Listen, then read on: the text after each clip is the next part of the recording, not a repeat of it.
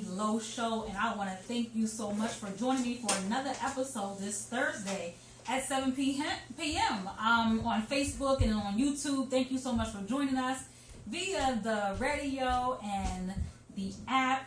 Today we're going to have a pretty deep discussion, and I was telling Brian earlier today, I said, we may need the Kleenex. We may need the Kleenex. But before we just jump into it, I wasn't here last week. I was actually out on a cruise in the Bahamas. And we went to Nassau and Half Moon Key. And those were the only two islands that we visited. And this was my first cruise. And I was like, okay, I need to do this at least once a month. Because this is just amazing. And just to get out there and see that water. Oh, my goodness. Like, the water is extremely clear. Like, you see, it's nothing like the Eastern Shore. Nothing like Ocean City. Nothing like Rehoboth. Nothing like Virginia Beach. Nothing at all. Wow. And so I'm just looking at this water like, can I stay? Exactly. Can I stay? Wow. Can I stay? Because I don't want to leave. Oh my goodness. So it was great. I did get sick the first night. I ain't gonna lie. Mm-hmm. That shit was rocking, some kind of crazy, and I can imagine. I was just like, oh gosh. So I had some ginger with me because I didn't want to take any medicine. I'm not a big medicine person unless I absolutely have to take medicine. So I had my ginger root with me, breaking a piece off, eating it. Of course, it's burning. If y'all ever ate ginger, raw ginger, it burns your mouth. But I'm eating it anyway because I'm like, and gushing it down with water. And we went to dinner. We had late dinner, 8:15, and the dining hall that we had was in the back of the ship, and it was basically mid-level. There were 14 floors, so it was mid-level, the ship. And in the dining hall, all you felt was rocking. I mean, you could literally feel like, is this boat about to tip over? Wow. And so I get back to the room, and we were preparing to go to a ladies' night in that 9 o'clock hour. And so I'm like, okay, I'm changing my clothes, I'm showering and everything, and I start getting overheated. I'm like, oh my gosh, I'm so hot, and I'm like, my stomach, I'm just like, I'm telling my sister, like, my stomach is hurting. And so I'm like, okay, because she stayed in the room, she was going to go to sleep. And so I'm like, okay, I'm walking out the door, literally walking out the door, y'all, okay? I'm like, I'm about to go to this party, I'm walking out the door, I'm still feeling nauseous, but I'm still going. Wow. And good thing the bathroom was right there by the front door. I opened up the front door, and as soon as I opened up the front door, I was like, oh, gotta go to the bathroom. So I was of course, leaned over the toilet, it's just all coming up. I think I threw up the whole week's worth of food. Wow. Okay? But after that, I was good. So does the ginger work? The ginger did work, yes. Yes, I must have had 3 pieces of ginger every day. 3 pieces of ginger daily, so that it could really settle my stomach. Wow. I'm getting some feedback, Brian. But yeah, the cruise was great. I really enjoyed it, and I said, you know what, I gotta do this again. Wow.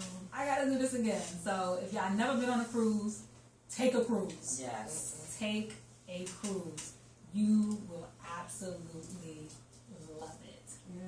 And I'm done with the cruise, right? Well, listen, if you need something for motion sickness, make sure you get some Dramamine. They have the patches. People was patched up. People was popping the pills. So they have stuff for that. Wow. I'm not cruising anymore. You not? My last day, I was sick the whole time. You didn't take any medicine? They said that I had drank too much. I said I had a drink. I'm too heavy to get drunk off one drink. And I never even thought about that.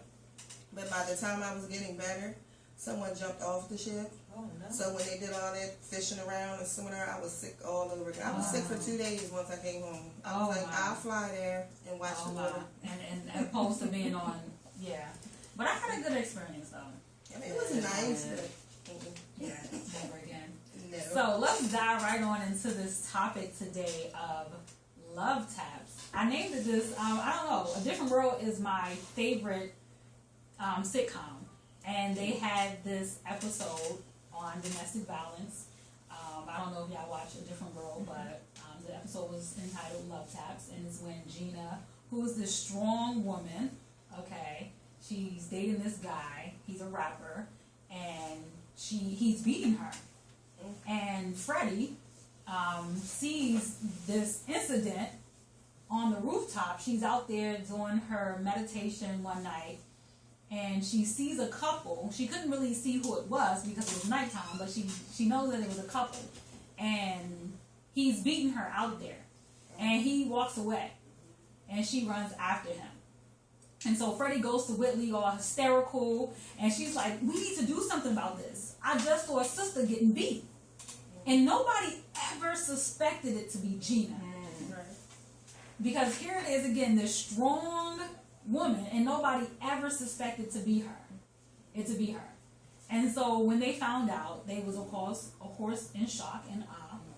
And I remember just vividly the black eye that he gave her. And she and Whitley were having this one-on-one conversation. And she had on sunglasses. And Whitley removed the sunglasses. And all Whitley could do was put her hand over her mouth. Like, wow. And so here we are in October, Domestic Violence Awareness Month. And as we all know, that this isn't necessarily the only time that we should talk about it. But this is the main time that we focus on it. And today, let me just introduce my guest since I did not do that yet.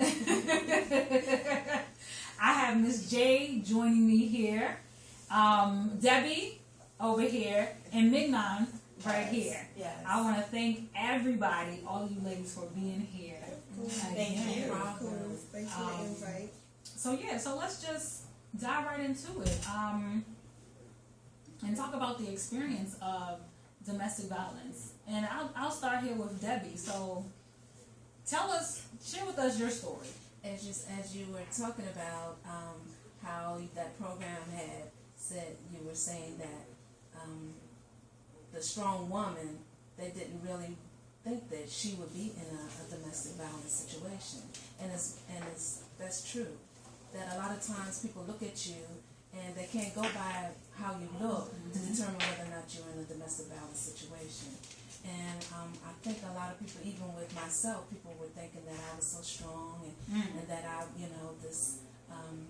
this person that would not allow another person to take that kind of control over them. And being in that situation, I didn't even think that I would be in that situation myself. But you never realize that you were allow someone to take control of you like that. I was in a domestic violence situation, and it was physical, it was emotional, it was verbal, and I really didn't know that I was in that situation until after I got out of it. Because while I was in it, I made up all excuses for this person and how he was treating me. And I think a lot of times us as women, we don't really step up to realize that, hey, we are in a situation that is not good. And maybe because we care about that person and we love that person. But I think what we need to do as women is really take control of ourselves, really love ourselves more than we would love that person. And I think that really what happened with me, that I love that person more than I love myself. And I continue to stay in that situation longer than I really should have. And how long did you stay? I was in that situation for over about 20 years. And that was a long time. And like I said, I made so many excuses for him. That, he was drinking, that causes him to, abuse me and mistreat me.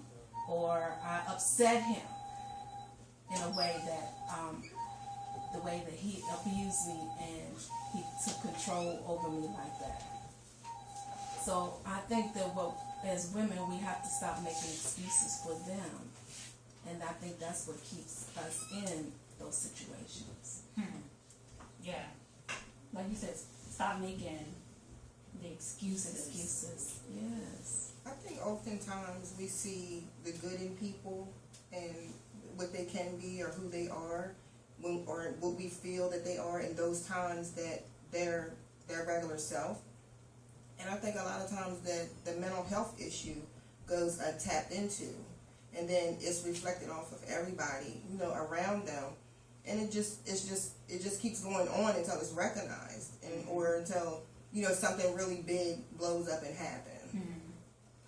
And I think that has a lot to do with why we as women, is that emotional side of us, that nurturing being, we feel like if we do this or that We can we can change change it or make it better. Right. Absolutely. So tell us, Minam, about your story. Well, my story is I am a survivor of domestic violence. I was in my relationship for 6 years, 2 years before marriage, and then 4 years in a marriage. So I still married my abuser. Before I even said I do, I had already suffered black eyes and pushed out of a moving car, dislocated elbow, different things of that nature, and I still married him. The reason... Were you about to say why? Yeah. Okay. The reason why I married him is because, and this is all after I've been through therapy and I had to find out what was going on with me, where I even allowed this experience to even happen in my life.